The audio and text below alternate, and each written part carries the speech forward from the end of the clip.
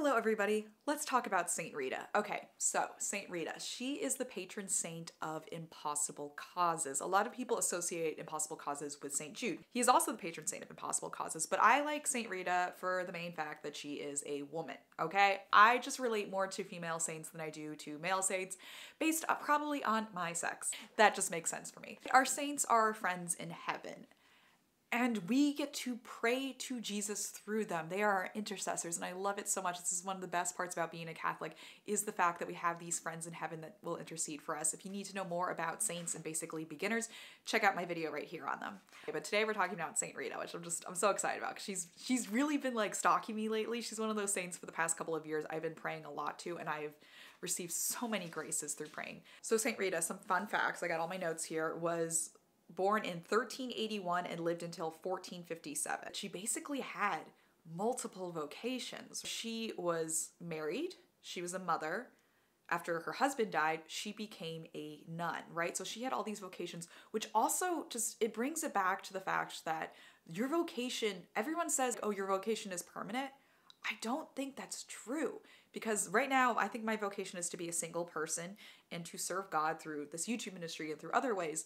And then if I do get married one day and I marry, let's say, a man who dies before me, does that mean my vocation ended because my husband died? No? Okay. So anyway, that's a whole nother video topic for another day. But anyway, so she lived multiple vocations, which is something I really admire about her. She was born in Margherita Lotti in Italy to noble parents.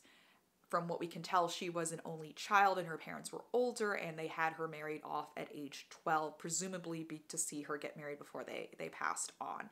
She was married to a man who was abusive to her and not loyal to her. He committed infidelities. She had 2 sons and was able to raise them in the Catholic faith.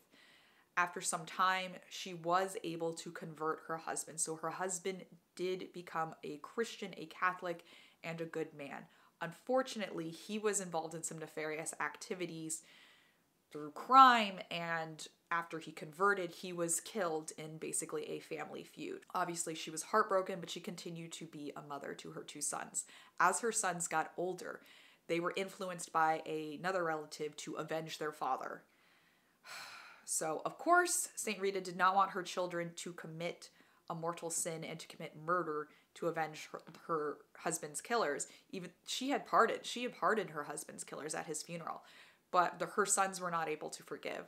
So, unable to convince her sons to not avenge their father, she started praying to God to save their souls. Soon after, unfortunately, her sons both died due to illness. Her sons' souls were saved from committing that mortal sin of murder and from hell, essentially, but she lost her sons in the process. So her sons have passed away at this point. Her husband's passed away. She decides she wants to become a nun. She wants to join the Augustinian order. Unfortunately, due to her family's nefarious history, the order did not accept her right away. I think this is such a beautiful lesson to remember that just because we don't get something right away does not mean that God does not want it. It just means we have to put in more work to get there. Or maybe it does mean God does not want this for you, but it could mean that you need to put in more work, you need to wait more time, you need to trust in God's timing. So in this case, she trusted in God's timing. She had to establish peace in her region to atone for her family's crimes. She called upon many saints, including Mary Magdalene, to help her in establishing peace in the region. After this, she was able to enter the convent. She entered at age 36. At the age of 60, she received a partial stigmata. So usually when you think of stigmata, you maybe think of Padre Pio, where he had the wound in his side, in his hands, and his feet. But St. Rita had one of the thorns coming out of her head, which was apparently very grotesque and very bad. It was gross. But she lived with that until the end of her life. And as she was dying, she asked one of the nuns who were helping take care of her to bring her a rose from the garden. And she was dying at wintertime. And the nun kind of laughed and was like, huh, yeah, okay, I'll go into the garden and grab you a rose. And the nun went to the garden and was able to find a rose and brought it to St. Rita, which is why she's very often also pictured holding a rose. One of her famous quotes is, "Please let me suffer like you, divine Savior." Her feast day is May 22nd. You can pray her novena at any time of the year. I am actually currently praying it right now for a very special intention. I like to pray it for impossible causes. For example, when I was trying to move out of my parents' house and find a roommate for my apartment, I actually prayed a couple of novenas to St. Rita to find the right roommate at the right time.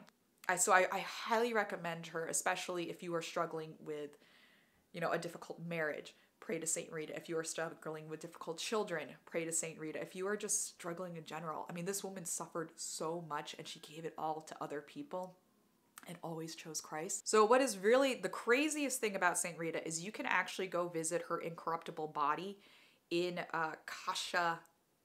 I've been looking up how to pronounce that word. I'm so bad with pronunciation. Italy. So in Cascia, Italy, in the Basilica, you can actually go visit Saint Rita's body, which is crazy to me. I mean, I'm looking at pictures of the body right now. It doesn't look great. But you can still go visit the body and venerate her there, which is really cool. Basically, the gift of incorruptibility is when either part or total preservation of the body parts after one has died. So, you know, she died in 1457. Her body should be dust, right? It should be nothingness right now. But it's still preserved. It's still kind of there. You can go see it and venerate it. A miracle. There's no other way to describe it. Her body should not still be together at all. But it is, because Catholic Church has some miracles. Not all saints are incorruptible. Saint Therese of Lisieux predicted rightfully that her body would not be incorrupt, but Saint Rita, for whatever reason, God has decided that her body will be incorrupt. So you can go visit Saint Rita's body. Thank you guys so much for watching. If you enjoyed this video, please hit the like button, hit subscribe, and hit the bell so you never miss one of my videos. If you want to see my videos again, you really need to hit subscribe, and I really appreciate it. If you could let me know in the comments below, have you ever prayed to Saint Rita? What have you prayed for? And yeah, let me know if you like these videos on saints. I would like to do more of them because I absolutely love the saints. All right, you guys, thank you so much for watching. You guys are awesome. God bless, and I love you. See you later. Bye.